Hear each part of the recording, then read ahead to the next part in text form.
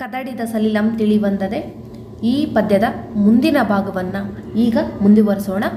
ಎನಗೆ ವಿಭೀಷಣಂ ಹಿತಮನಾದರ ದಿಂದಮೆ ಪೇರೆ ಕೇಳದ ತನನ ವಿನೀತನೆಂ ಗಜರೆ ಗರ್ಜಿಸಿ ಬೈದನು ಅಜಾತನಂ ವಿನೀತನನ ಳೆಯಟ್ಟಿ ದುರ್ವ್ಯಸನೀಯಂ ಕರೆದೆಂ ವ್ಯಸನಾಭಿಭೂತನ ವನು ಮನು ರಾಗವೇಗದೆ ಹಿತಾಹಿತ ಚಿಂತೆಯನೇಕೆ ಮಾಡುವಂ. ಅಂದರೆ ಎನಗೆ ವಿಭೀಷಣಂ ಹಿತಮನಾದರ ದಿಂದಮೆ ಪೇರೆ ಕೇಳದ. ಅಂದರೆ ನನಗೆ ನನ್ನ ತಮ್ಮ ವಿಭೀಷಣನು ಹಿತವಚನವನ್ನು ಆದರದಿಂದ ಗೌರವದಿಂದ ಹೇಳಿದ್ರೆ ನಾನು ಏನು ಮಾಡಿದೆ, ಕೇಳಲಿಲ್ಲ. ಆತನನ್ನು ವಿನಯವಿಲ್ಲದವನು ಅಂತ ಹೇಳ್ಬಿಟ್ಟು ಎದುರಿಸ್ದೆ.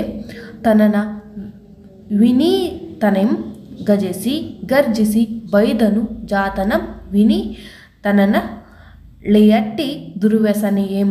ಅಂದರೆ ಅವನನ್ನು ವಿನಯವಿಲ್ಲದವನು ಅಂತಲೂ ಬೈದೆ, ಆಮೇಲೆ ಎದುರಿಸ್ದೆ, ಬೆದರಿಸ್ದೆ, ಬೈದು ಒಡ ಹುಟ್ಟಿದ ಸೌಜನ್ಯವಂತವನು ಅಂತ ನೋಡಿದೆ. ಏನು ಮಾಡಿದೆ, ಕೆಟ್ಟ ಚಟಗಾರ, ಕೆಟ್ಟ ಚಾಳಿಯವನು ಎಂದು ಹೊಡೆದೋಡಿಸ್ಬಿಟ್ಟೆ. ವ್ಯಸನಾಭಿಭೂತನ ವನು ಮನು ರಾಗವೇಗದೆ ಹಿತಾಹಿತ ಚಿಂತೆಯನೇಕೆ ಮಾಡುವಂ. ಅಂದರೆ ವ್ಯಸನಕ್ಕೆ ವಶನಾದ ಯಾವನೂ ಸಹ ಕಾಮ ವ್ಯಾಮೋಹದ ರಭಸದಲ್ಲಿ ಹಿತ ಅಹಿತದ ಒಳ್ಳೆಯ ಮತ್ತು ಕೆಟ್ಟದ ಚಿಂತೆಯನ್ನೇಕೆ ಮಾಡೋದಿಲ್ಲ ಅಂತ ಇಲ್ಲಿ ಹೇಳ್ತಾನೆ. ಅಂದರೆ ಫುಲ್ ಅರ್ಥ ಹೇಳ್ತೀನಿ.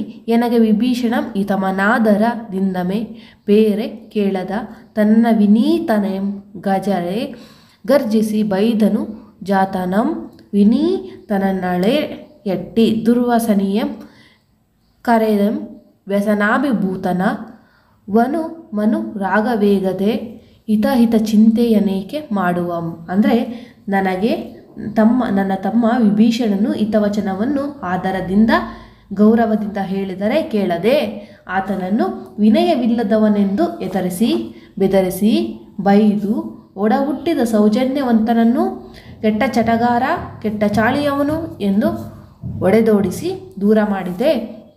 ವ್ಯಸನಕ್ಕೆ ವಶನಾದ ಯಾವನೂ ಸಹ ಕಾಮ ವ್ಯಾಮೋಹದ ರಭಸದಲ್ಲಿ ಹಿತ ಅಹಿತದ ಅಂದರೆ ಒಳ್ಳೆಯ ಕೆಟ್ಟ ಚಿಂತೆಯನ್ನೇಕೆ ಮಾಡೋದಿಲ್ಲ ಅನ್ನೋದು ಇಲ್ಲಿ ಈ ಪ್ಯಾರದ ಅರ್ಥ. ನೆಕ್ಸ್ಟು ಜಸ ದರೆವಂ ಪರಾಭವದ ಪತ್ತುಗೆಯಂ ದೊರೆವೆತ್ತ ತಮ್ಮಮಾ ನಸಿಕೆಯ ಕೇಡನುನ್ನತಿಯ ಬನ್ನ ಮನನ್ಯಭವ ಅನುಬದ್ಧಮಪ್ಪ ಸುಗತಿಯಂ ಸುಹೃಜ್ಜನದ ಬೇವಸಮಂ ಜನತಾ ಅಪವಾದಮಂ ಬೆಸನಿಗಳಾರು ಮೆತ್ತಲ ಲೆವರ್ ವಿಷಯಾಸವ ಅಮತ್ತ ಚೇತಸರ್. ಅಂದರೆ ಇಲ್ಲಿ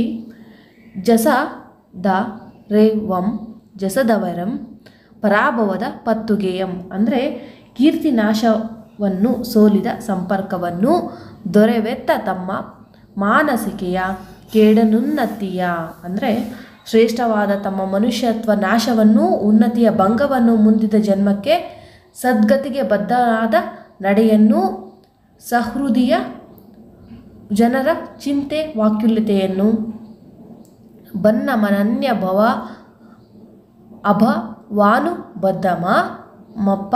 ಸುಗತಿಯಂ ಸುಹೃಜ್ಜನದ ಬೇವಸಮಂ ಅಂದರೆ ಸಹೃದಯ ಜನರ ಚಿಂತೆ ವಾಕ್ಯುಲ್ಯತೆಯನ್ನು ಜನತಾಪ ಅವಾದಮಂ ಬೇಸನಿಗಳಾರು ಮೆತ್ತಲವರ್ ವಿಷಯಾಸ ಅವಮತ್ತ ಚೇತಸರ್. ಅಂದರೆ ಇಲ್ಲಿ ವಾಕ್ಯುಲ್ಯತೆಯನ್ನು ಜನತೆಯಿಂದ ಬರುವ ಅಪವಾದವನ್ನು ಇಂದ್ರಿಯ ಮೋಹದಿಂದ ಮಧ್ಯದಿಂದ ಮತ್ತರವಾಗಿರುವ ಮನಸ್ಸಿನವರು ಹೇಗೆ ಅರಿಯಲು ಸಾಧ್ಯ. ಅಂದರೆ ಆ ಮೋಹಕ್ಕೆ ಮತ್ತಿನಲ್ಲಿರುವವರು ಮನಸ್ಸಿನವರು ಹೇಗೆ ಈ ವಿಷಯವನ್ನು ಅರಿತುಕೊಳ್ಳೋದಕ್ಕೆ ಸಾಧ್ಯ ಅಂತ ಇಲ್ಲಿ ಪೂರ್ತಿ ಆ ಪ್ಯಾರದ ಅರ್ಥವನ್ನು ಹೇಳ್ತೀನಿ. ಕೀರ್ತಿ ನಾಶವನ್ನು ಸೋಲಿನ ಸಂಪರ್ಕವನ್ನು, ಶ್ರೇಷ್ಠವಾದ ತಮ್ಮ ಮನುಷ್ಯತ್ವದ ನಾಶವನ್ನು, ಉನ್ನತಿಯ ಭಂಗವನ್ನು, ಮುಂದಿನ ಜನ್ಮಕ್ಕೆ ಸದ್ಗತಿಗೆ ಬದ್ಧವಾದ ನಡೆಯನ್ನು, ಸಹೃದಯಿ ಜನರ ಅಂದರೆ ಉತ್ತಮರ ಚಿಂತೆ ವ್ಯಾಕುಲ್ಯತೆಯನ್ನು, ಜನತೆಯಿಂದ ಬರುವ ಅಪವಾದವನ್ನು, ಇಂದ್ರಿಯ ಮೋಹವೆಂಬ ಮದ್ಯದಿಂದ ಮತ್ತರಾಗಿರುವ ಮನಸ್ಸಿನವರು ಹೇಗೆ ಅರಿಯಲು ಸಾಧ್ಯ ಅಂತ ಎಂದು ದ್ವೇಗರ ಪರನಾಗಿ ದುಡಿ ದಾತ್ಮ ಗತ ದೊಳಿಂ ತೆಂದಂ ಅಂದರೆ ಆ ಥರ ಹೇಳ್ತಾ ಆ ಥರ ಆವೇಶದಿಂದ ಉದ್ವೇಗವಶನಾಗಿ ಅವನು ತನಗೆ ತಾನೇ ರಾವಣನು ಹೀಗೆ ಹೇಳ್ಕೊಳ್ತಾನೆ ಅಂತ ಮುಂದಿನ ಪ್ಯಾರದಲ್ಲಿ ಹೇಳ್ತಾರೆ.